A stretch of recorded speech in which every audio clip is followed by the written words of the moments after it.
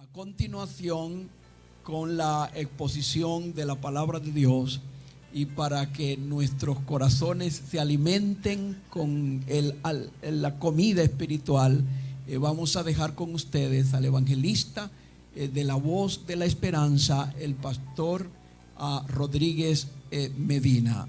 Gracias, pastor, una vez más al exponer la palabra del Señor. Gracias, pastor Solano. Un feliz sábado a todos. Un gran saludo a todos nuestros amigos que están escuchando a través de Radio Sol la programación. Un abrazo a todos los que están viendo el programa en sus hogares, ya sea por Esperanza TV, TV Salvación y posiblemente las redes sociales. El Señor tiene todo el poder para que este programa vaya muy lejos. ¿Tú has pensado en esta pregunta alguna vez?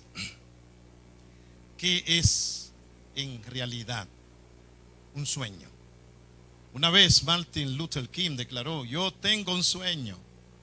Pero ¿qué es un sueño en realidad? Amados, un sueño no es otra cosa que lograr las metas más altas, más atractivas y más deseables mientras estás despierto.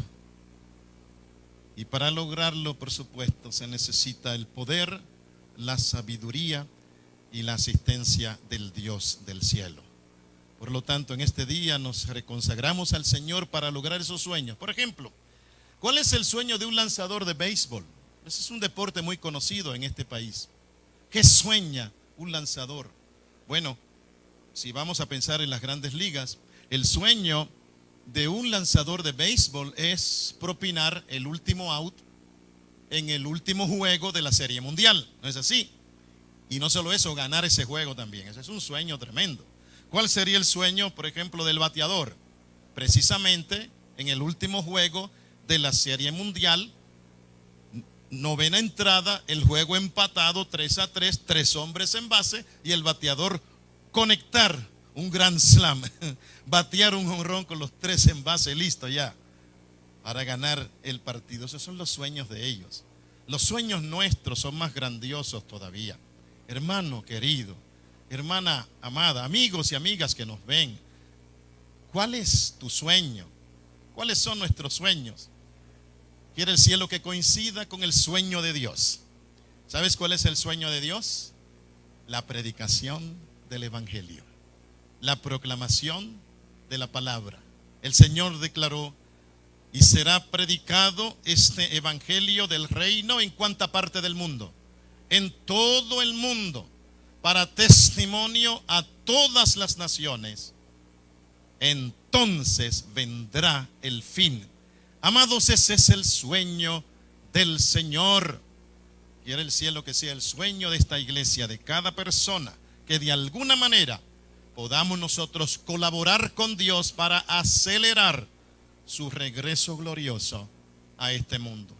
Por lo tanto, ese es el sueño nuestro en la voz de la esperanza, y les pedimos por favor que oren por nosotros. Siempre que ustedes doblen sus rodillas o oren, o de pronto oren al Señor de pie, o quizás manejando su automóvil, por favor, recuerden siempre el Ministerio Mundial, la voz de la esperanza. En esta semana estamos proclamando esperanza con la voz de la esperanza, aquí en esta zona, en este hermoso municipio de Calley, en este precioso templo de la iglesia Maranata, y confiamos en las bendiciones del Señor. El tema de este día lo hemos titulado Salvación en casa de Rahab. No sé cuántos han leído esa historia, pero es una de las historias más fascinantes registradas en la Sagrada Escritura. El texto bíblico lo encontramos en Josué, capítulo 2, versículos 17 al 21. Las Escrituras dicen: y ellos le dijeron: nosotros quedaremos libres de este juramento con que nos has juramentado. He aquí, cuando nosotros entremos en la tierra, tú atarás este cordón de grana a la ventana por la cual nos descolgaste, y reunirás en tu casa a tu padre y a tu madre, a tus hermanos y a toda la familia de tu padre. cualquiera que saliere fuera de las puertas de tu casa, su sangre será sobre su cabeza y nosotros sin culpa. Mas cualquiera que se estuviere en casa contigo, su sangre será sobre nuestra cabeza si mano le tocare. Y si tú denunciares este nuestro asunto, nosotros quedaremos libres de este tu juramento con que nos has juramentado. Ella respondió: sea así como habéis dicho. Luego los despidió y se fueron. Y ella, dice la escritura, ató el cordón de grana a la ventana. Mis amados hermanos, el cordón de grana que Rahab descolgó de su ventana anunciaba que habría salvación en medio de una destrucción devastadora.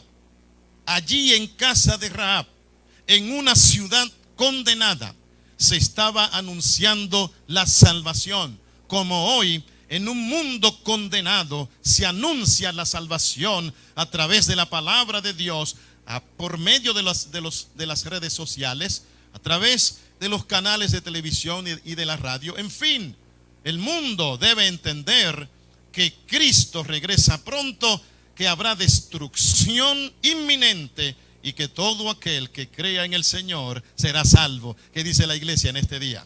En Santiago capítulo 2, versículo 25, la Biblia destaca la acción de Rahab. Asimismo también Rahab la ramera no fue justificada por obras cuando recibió a los mensajeros y los envió por otro camino. Amigo querido, hermano amado, el Señor no hace acepción de personas. Cuando tú lees este relato, leerás con frecuencia el adjetivo al lado del nombre: Rahab, la ramera.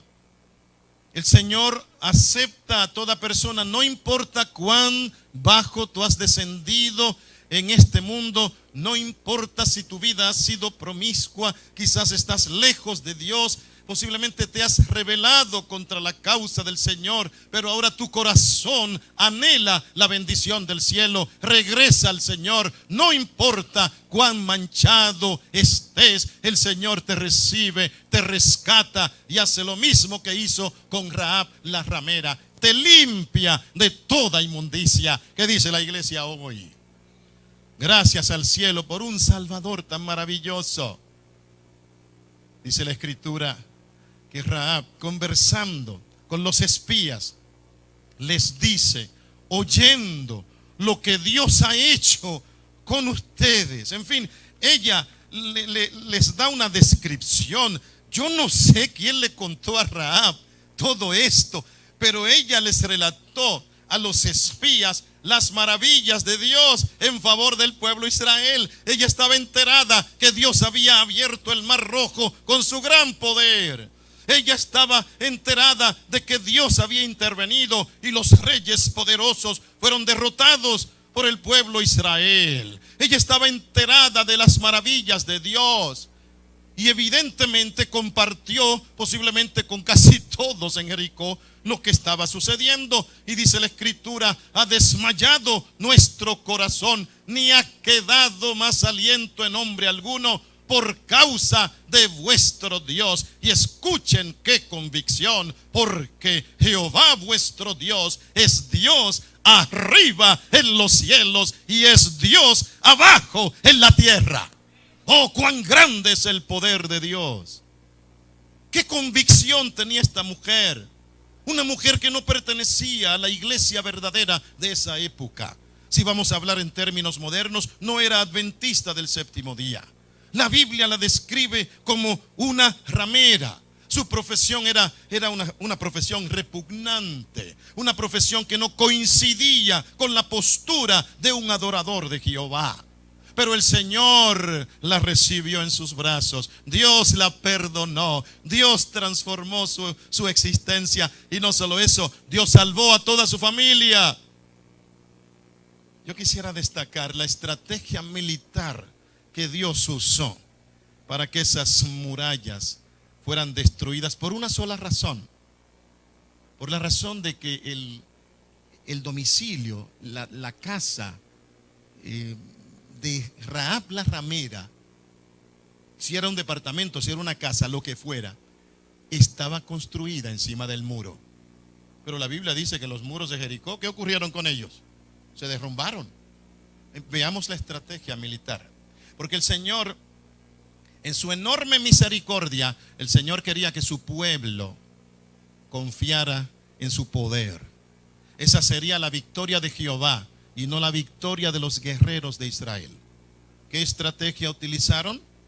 Bueno, dice la Escritura que Josué, el líder de Israel, se separó de sus faenas cotidianas, de toda clase de responsabilidad. Se retiró quizás a un lugar apartado a procurar sabiduría y sobre todo solicitar el poder de Dios. Y dice la palabra del Señor que de pronto Josué ve a un guerrero armado con una espada desnuda en sus manos. Y se levanta el caudillo de Israel y le pregunta: ¿eres tú de nuestros enemigos o eres de los nuestros? Y el guerrero contesta: no, yo soy el príncipe del ejército de Jehová. Y afloran las mismas palabras que Moisés escuchó en el monte Horeb: quita las sandalias de tus pies, porque el lugar en que pisas santo es. De inmediato Josué se percató que se trataba del Hijo de Dios, que era el propio Cristo que había descendido, y dice la Biblia que cayó de rodillas delante del Señor para recibir instrucciones. Y ahí se le concedió la estrategia militar. Los guerreros irán adelante, marchando. Serán seguidos por 7 sacerdotes que tocarán las trompetas. Los 7 sacerdotes serán seguidos por aquellos sacerdotes que trasladarán el arca del pacto, símbolo de la presencia del Señor. Luego el resto de los soldados seguirá al arca del pacto y finalmente el pueblo. Todos rodearán la ciudad durante 7 días. Cada día darán una vuelta, pero el 7º día rodearán la ciudad. ¿Cuántas veces? 7 veces. Y a la última vuelta ustedes gritarán y los muros, ¿qué dice la Escritura? Caerán. Amados míos, el pueblo, los soldados, todos los que escucharon de Josué esta estrategia militar, cada persona tenía el derecho de aceptarla o rechazarla. Por ejemplo, en estos días una estrategia así, estimo yo, que no sería aceptada por ningún ejército, porque hoy se hacen los preparativos más rigurosos para los combates más hostiles. Sin embargo, el pueblo decidió creer, porque amigo, hermana, ustedes que están viendo este programa y los que oyen esta predicación, para el que cree, dice la Escritura, que todo es posible. El pueblo decidió creer y llegó el momento de la procesión. Rodearon los muros de Jericó por primera vez. De paso, los centinelas se percataron que el pueblo de Israel pasó a través de una sección que Dios mismo secó del río Jordán al otro lado, porque en esa época era cuando el río estaba más caudaloso. Pero el poder de Dios es tan enorme que cuando los sacerdotes que llevaban el arca, cuando sus pies tocaron las aguas del río Jordán, estas se separaron, se quedaron, dice la Escritura, más arriba, y las aguas continuaron y pasaron en seco al otro lado. Allí en el centro construyeron un monumento de piedras. Jericó, los habitantes de la ciudad, observaron ese milagro. Y los únicos que se reunían todos los días, tal vez todas las noches, en una pequeña casa, era Rahab, el grupo de Rahab y su familia. El resto simplemente observaba, no tomaban decisión alguna. La destrucción de Jericó era inminente. Nada ni nadie lo impediría, salvo el arrepentimiento de todos ellos, como ocurrió en perverso que incurre en actos tan viles y tan horrorosos que hasta el mismo diablo se asusta? Sí, el enemigo hasta se espanta por las cosas perversas que ocurren en este mundo. Amados, es enorme el pecado, es abundante, es horrible, es cierto, el pecado, bueno, es abundante y abundó, pero las escrituras no se equivocan. Donde abundó el pecado, sobreabundó la gracia del Señor. La misericordia de Dios es mucho más grande. Y si el pueblo de Jericó se hubiese arrepentido, yo me atrevo a decir en este día con la autoridad que el Señor me ha dado, que Dios no los hubiera destruido. Amigo, amiga, hermanos, todos ustedes que ven y escuchan este programa, es tiempo de arrepentirse, es tiempo de volver a Dios. El Señor nos ha prestado algunos días más en este mundo. Aprovechemos esos días para encontrarnos con Dios y ser bendecidos por Él. El pueblo gritó en el momento oportuno. La Biblia dice que cuando sonaron las trompetas y el pueblo gritó, los muros cayeron. Y el pueblo de Dios entró en Jericó. Y fue fácil lograr esa conquista. Dice la palabra de Dios en Hebreos 11:30. Por la fe, los muros de Jericó, después de rodearlos 7 días, cayeron. Por la fe, cayeron. Por la fe, esos muros fueron derrumbados. ¿Cómo está tu fe? Cristo dijo que si la fe nuestra es como un granito de mostaza,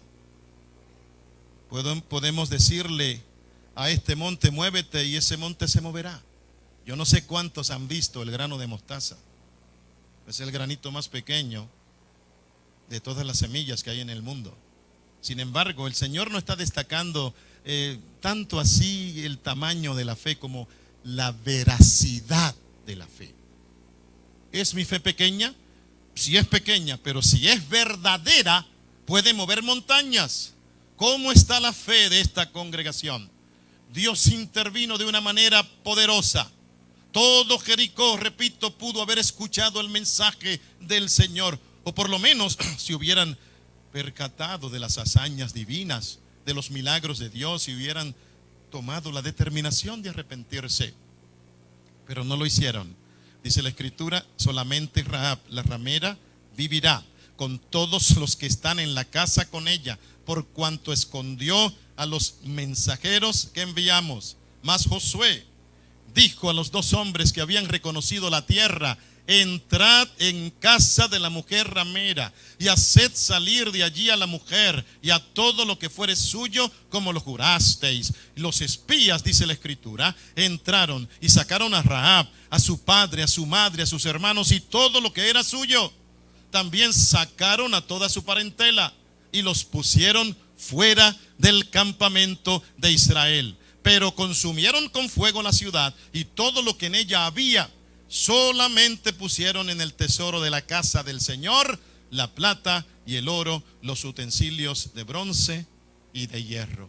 Mas Josué salvó la vida a Rahab la ramera y a la casa de su padre y a todo lo que ella tenía, y habitó ella entre los israelitas hasta hoy. Y amados, como si fuera poco, si leemos la genealogía de nuestro Señor Jesucristo, vamos a encontrar a Rahab en esa genealogía. Cuán grande es la misericordia de Dios, que esa mujer, Dios la escogió para ser un ancestro del gran rey David, para estar dentro de la genealogía de Cristo. El Señor escogió esa mujer para darnos un ejemplo a nosotros hoy. Durante esos días, cuando el pueblo de Israel rodeaba la ciudad de Jericó, la gente en la ciudad oían las trompetas, escuchaban por supuesto el ruido de la marcha de los soldados, pero no tomaban ninguna decisión de valor eterno. Rahab y su familia, día a día, posiblemente noche tras noche, se reunían para meditar en el poder de Jehová. Hoy en día las familias cristianas, amados, están descompuestas. El enemigo está devastando a los hogares cristianos hoy.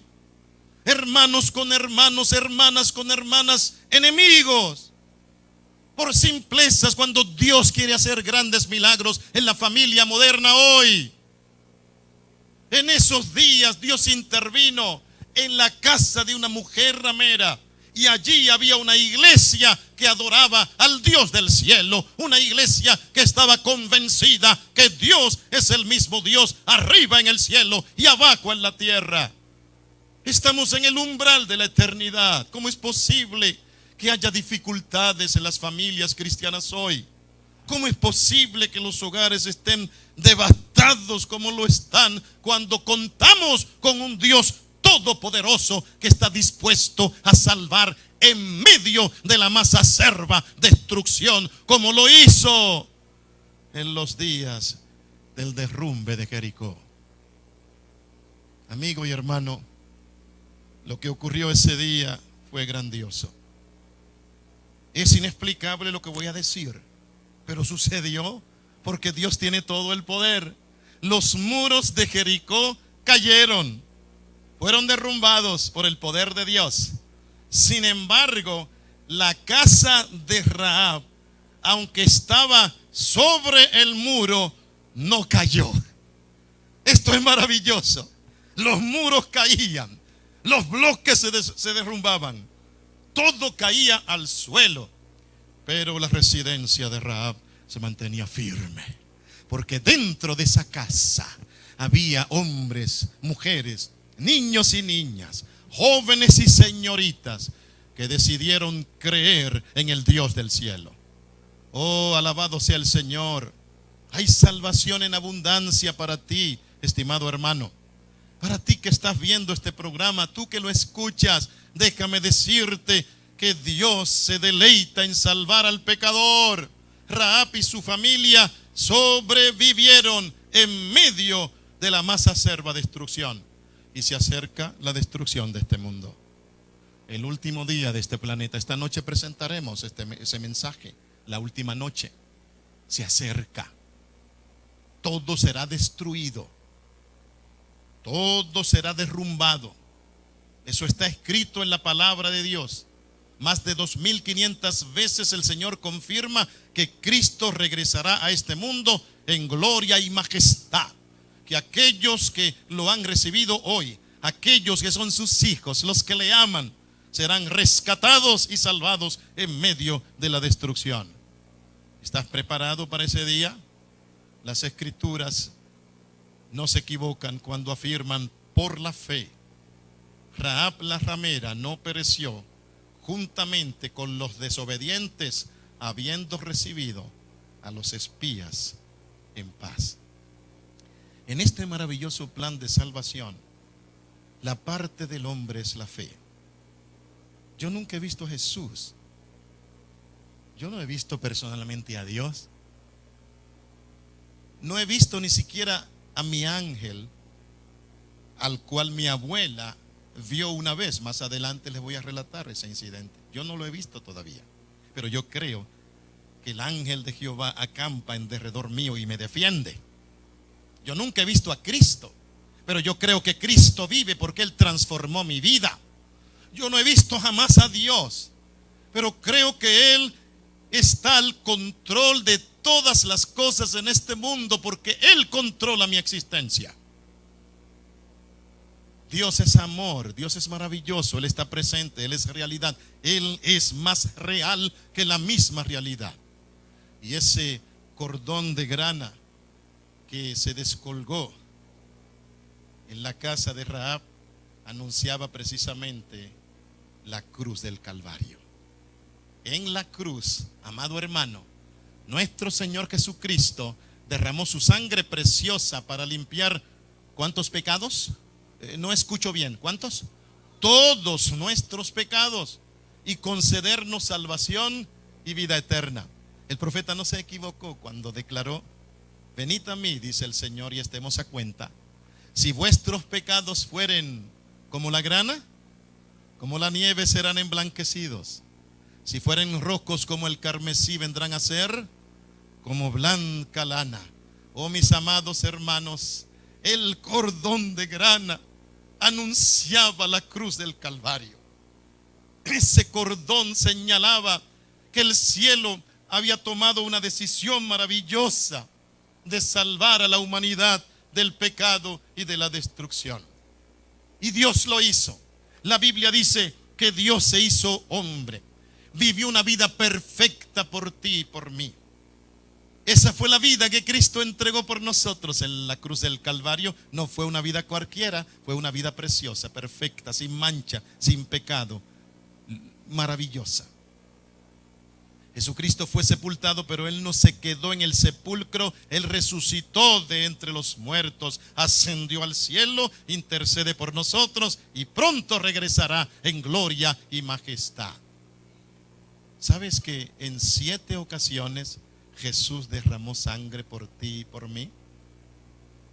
La Biblia dice claramente: la sangre de Cristo limpia ¿de cuántos pecados? De todo pecado. En el huerto del Getsemaní, su sudor caía al suelo y era como grandes gotas de sangre. La palabra Getsemaní significa prensa de aceite. En ese jardín Jesucristo fue prensado al máximo. 3 veces le pidió al Dios eterno que alterara los planes, pero 3 veces decidió someterse a la voluntad del Padre. Mientras intercedía por ti y por mí, su angustia era tan intensa que los vasitos capilares se rompieron, caía al suelo la sangre. El juicio más injusto de toda la historia de la humanidad fue el juicio que se dirigió contra Cristo. 6 vistas de paso, y el 6 es el número que está asociado con el hombre. En ese juicio golpearon al Señor fuertemente en su rostro. La sangre brotaba de su rostro. Elena de White, al describir el suplicio del Señor, señaló que su rostro quedó desfigurado de tantos golpes que recibió por nosotros. Cristo fue azotado por ti y por mí, y fue mucha la sangre que brotó de su espalda, de su cuerpo. Fue coronado con espinas cuando debió haber sido coronado con una corona de gloria. Su sangre se derramaba por su cabeza. Esa sangre se derramaba por ti y por mí. Bendito y alabado sea nuestro Señor. Nada ni nadie impidió que Cristo avanzara hacia ese Gólgota para traernos salvación y vida eterna. Sus manos fueron atravesados por esos clavos que tal vez medían casi 8 pulgadas de largo por casi 2 pulgadas de espesor. Horrible el suplicio que Cristo soportó por nosotros. Sus pies fueron atravesados también por los clavos y la sangre brotó a raudales. Esa sangre se derramaba por ti y por mí, y finalmente cuando Él falleció, el soldado, para confirmar su fallecimiento, incrustó la lanza en el costado de Cristo y 2 líquidos asociados con el plan de salvación brotaron: sangre y agua. Qué sacrificio de amor, qué maravillosa ofrenda, qué amor tan inmenso, el amor de Dios que se manifestó precisamente el día cuando Cristo murió. Ese día, amado amigo, el cielo se oscureció, las rocas se partieron, los sepulcros se abrieron y muchos santos resucitaron el día cuando Cristo murió. El sacerdote se preparaba para dirigir el sacrificio de la tarde. Cuando la tierra fue sacudida, el cuchillo se cayó de su mano y el cordero se escapó, porque el verdadero cordero moría por ti y por mí en la cruz del Calvario. Así lo afirma la Biblia, que Cristo es el Cordero de Dios que quita el pecado del mundo. ¿Qué dice la iglesia en este día? Oh, mis amados hermanos, bendito sea nuestro Dios. Ese día el Espíritu de Dios descendió. Un ladrón que moría al lado de Cristo iluminado por el Espíritu de Dios, descubrió a su Salvador y le dice: acuérdate de mí cuando regreses y vengas en tu reino. Y Cristo le confirmó: estarás en ese reino conmigo. Ese espíritu maravilloso descendió sobre el centurión que dirigía la empresa, quien cayó de rodillas en ese momento, confirmando, no por un día, sino por muchos siglos: verdaderamente este hombre es el Hijo de Dios. Y amigo querido, en este día te aseguro que Él vive. Él murió por ti y por mí, pero Él vive. Tú que me estás viendo, aquel que está escuchando este mensaje, Cristo vive. Él vive en ti, vive en mí, y desea las más grandes bendiciones para cada uno de nosotros. Lo más hermoso es que pronto regresará para buscarnos y llevarnos consigo al reino de los cielos. Amados, hubo salvación en la casa de Rahab y hubo salvación en el Calvario. Y gracias a esa gran salvación, tú y yo contamos con la seguridad de la vida eterna. El apóstol Pablo no se equivocó cuando él mencionó: el que no escatimó ni a su propio Hijo, sino que lo entregó por todos nosotros, ¿cómo no nos dará también con él cuántas cosas? Todas las cosas.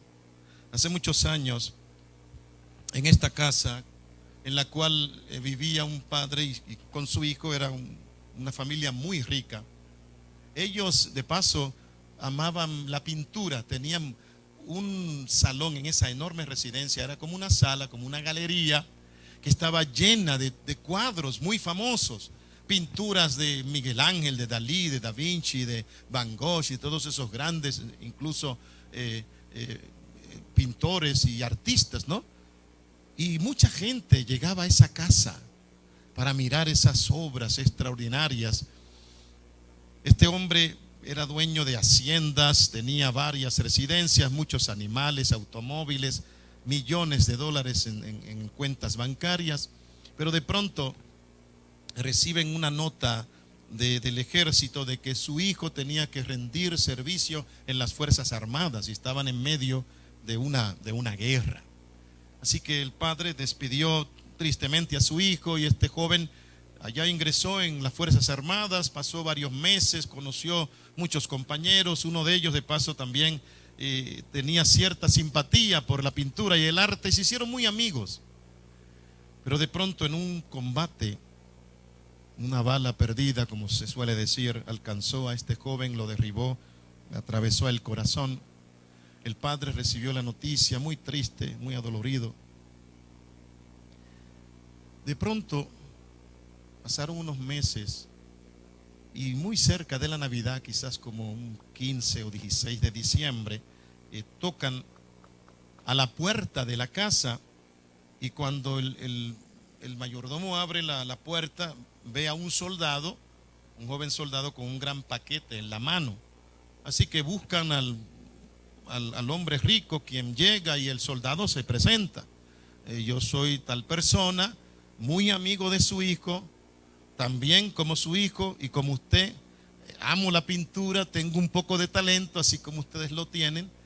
Y bueno, yo quiero decirle que el día cuando su hijo murió, salvó muchos compañeros. Yo fui el último que rescató. Y mientras me conducía a un lugar seguro, en ese momento la bala atravesó su corazón y claro, el padre, cuando escuchó esta información, le dijo al soldado: entra, pasa adelante, siéntate. Y después de haber hablado un rato, el soldado le dice: mire, yo le he traído un obsequio, es un regalo que en verdad creo que usted merece recibirlo. Y le entrega el paquete que él había llevado. Cuando el padre abre el paquete, descubre que se trata de un cuadro, pero el cuadro era nada más y nada menos que el retrato de su hijo. ¿Qué había sucedido? Este soldado le dijo al compañero, al hijo rico: sabes, posa para mí, para yo pintarte, y luego tú lo haces por mí. Así que cuando este padre observa el cuadro del retrato de su hijo, hermanos, empezó a llorar inmediatamente. Allí contempló en cómo este soldado pudo lograr en el lienzo el rostro de su hijo, y mientras observaba le dice al soldado: pídeme lo que quieras, te doy la mitad de mi fortuna por este cuadro, todo lo que tú quieras, pídelo. Pero el soldado declaró: jamás, Señor, jamás, ¿cómo voy a pedirle eso? Su hijo hizo por mí una obra que ninguna riqueza en este mundo puede igualar.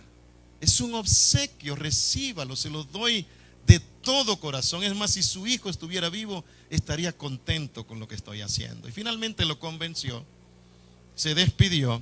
¿Y saben lo que hizo este hombre? Cuando el soldado salió, tomó el cuadro, el retrato del hijo, y lo colocó en la parte más accesible y más visible de la galería de pinturas, allí en su enorme residencia. Cuando la gente llegaba para ver los cuadros, el primer cuadro que veían, ¿cuál era? Era el retrato del hijo. Pues los años transcurrieron, este hombre enfermó y falleció, y se anunció en la ciudad que habría una subasta. Se subastarían todas las obras, todos los cuadros que esta familia tenía. Y cuando la gente rica se enteró de la actividad, hicieron planes precisos, y finalmente llegó el día de la subasta y el salón estaba lleno.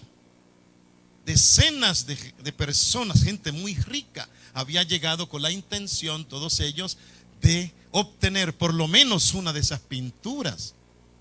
De pronto, como siempre, el subastador llega delante de todos, abre la libreta, anuncia que la subasta está a punto de comenzar. Pero lo que llamó la atención de todos fue lo siguiente: el primer cuadro que se subastaría, díganme cuál era. El retrato del hijo. Estaba delante de todos. Cuando la gente llegaba, miraba el cuadro, fijaban sus ojos en el nombre del pintor y seguían de largo. Pues ese cuadro no representaba ninguna inversión para sus respectivas colecciones. Así que el subastador empezó: bueno, comienza la subasta y empezamos con el retrato del hijo. El hijo, a ver, ¿quién da por el hijo? $100, $200. Y alguien se levantó, muy molesta esta persona, le dice: pero ¿cómo es posible que tú estés subastando un cuadro cuyo pintor desconocemos? Regala eso, regálalo. Pero el subastador insistía: el hijo. ¿Quién elige al hijo? Nadie decía una palabra. Una mujer se levantó y dijo: pero ese cuadro no tiene importancia, es más, si quieres te lo compro, yo te lo compro por $100 o $200, pero vamos a subastar las obras que en verdad tienen valor. Pero nada ni nadie desanimaba al subastador. Él seguía proclamando: el hijo. ¿Quién elige al hijo? De pronto se levantó un anciano, 90 años más o menos, con un billete de $10, lo levantó y dijo: discúlpenme, todo el respeto que ustedes se merecen, pero lo único que tengo para ofrecer son $10. Se trataba del jardinero de la familia. Él había trabajado para esa familia por más de 50 años. Ese hijo, ese retrato del hijo era para él de mucho valor, porque él amó a ese muchacho como si fuera su propio hijo. Y así lo explicó: $10 ofrezco. Y claro, ya se ofreció. Entonces el subastador decía: $10, muy bien. ¿Quién ofrece 20, 40, 50, $100? Y la gente gritando, molesta: ya véndelo por $10 y vamos a los cuadros que en verdad tienen valor. Pero el subastador seguía: el hijo. ¿Quién elige al hijo? Finalmente cerró la libreta. El cuadro se vende por $10. Y todos contentos. Muy bien, vamos ahora entonces a la subasta, decían los unos a los otros. Cuando el subastador les dice: lo siento, amigos, la subasta ha terminado. Y entonces sí que se pusieron furiosos. ¿Cómo que ha terminado? Apenas está empezando. Ya nos hemos deshecho de lo que no tenía valor. Ahora vamos a la subasta que en verdad tiene valor. Las obras que tú quieres subastar, vas a hacer millones de dólares. Pero el subastador declaró, había un inciso en el testamento que declaraba que esto que voy a decir lo dijera precisamente ahora. La persona que eligiera al hijo quedaría con todas las pinturas de la familia, todos los cuadros, y no solo los cuadros, también quedarían con todas las haciendas de la familia, los automóviles, los animales, las cuentas bancarias. Toda la fortuna de esta familia pasa a ser ahora de este hombre que eligió al hijo. Y amados, este incidente muy bien puede entrelazarse con lo que dice el apóstol Pablo en Romanos 8:32. Con Cristo Dios nos dio todas las bendiciones juntas. ¿Qué dice la iglesia del Señor hoy? Todo lo más bello, lo más hermoso, lo más eterno y lo más grandioso, todo eso y mucho más lo encontramos cuando recibimos a Cristo como Salvador personal. En este día, allí donde estás, que sabes, estás viendo este programa en tu casa, en tu oficina, el Señor de los cielos te da una oportunidad. Dios está al control. Todas las cosas pertenecen a Él. Es verdad que este mundo avanza inevitablemente hacia una destrucción. Muy pronto los muros de este mundo se derrumbarán. Pero si tú recibes a Cristo como Salvador personal en este día, el Señor confirmará tu salvación. Y aunque todo esté derrumbándose, tú serás rescatado para eterna salvación. Hermano mío y amigo aquí presente en este templo, y aquellos que están oyendo este programa a través de las ondas radiales, los que lo ven por las redes sociales y por las cadenas de televisión, este es el día de salvación. Dios está presente para concedernos sus más ricas bendiciones. Y si nosotros escogemos a Cristo hoy, con Cristo el Señor nos da todas las bendiciones del reino de los cielos. Así pues, ahí donde estás, ¿te animas a ponerte de pie y darle una oportunidad a Cristo en tu vida? Allí mismo donde estás en tu casa también, dale una oportunidad a Jesús. Él nos ama en gran manera. Las Escrituras afirman: el que creyere y fuere bautizado, ¿qué sucederá con él? Será salvo, porque Dios se deleita en salvar al pecador. Esa es la intención de Cristo, traerte las más caras bendiciones del cielo. Por eso acude al Señor en este día, dale una oportunidad. Quién sabe, has buscado soluciones a tus problemas por otros medios, pero Cristo tiene la solución a ese problema. Allí donde estás, permite que Dios transforme tu existencia. Hay personas aquí en este templo que no están bautizados todavía. Las Escrituras dicen: el que creyere y fuere bautizado será salvo. Durante esta semana tendremos algunas ceremonias de bautismo aquí en este templo. Y confiamos que si no estás bautizado o bautizada todavía, confiamos que el Espíritu de Dios tocará tu corazón para que des ese paso de salvación. Dios te ama y los planes de Dios han sido trazados de una manera maravillosa. Tú y yo estamos incluidos en esos planes. Bendito sea el Señor. Acuérdate que con Cristo todas las bendiciones las tenemos. Amado Dios, en este día te damos gracias porque Cristo es nuestro Salvador y con Él tú nos concedes todas las bendiciones del cielo. Por eso en este día nosotros aquí, igualmente nuestros amados hermanos y amigos televidentes y radioyentes en sus respectivos hogares, hoy hemos tomado la decisión de recibir a Cristo como nuestro Salvador. Padre Santo, transforma nuestra vida, Señor.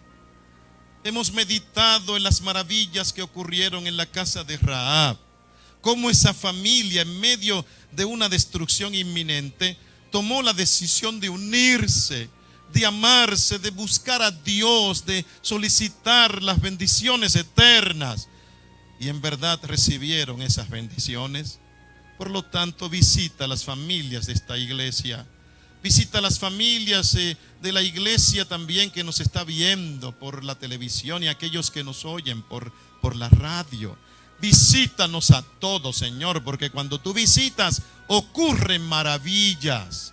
Haz un milagro en nuestra vida, que los padres, las madres y los hijos se unan en amor y en comprensión, esposos y esposas que puedan amarse, respetarse y cuidarse, que hermanos y hermanas puedan descubrir que el amor de Dios en verdad es una realidad. Padre, sálvanos en medio de una destrucción inminente. Visítanos, Señor, y concédenos la unción celestial. Favores que pedimos en el nombre precioso de Jesús. Amén y amén. Que Dios les bendiga ricamente.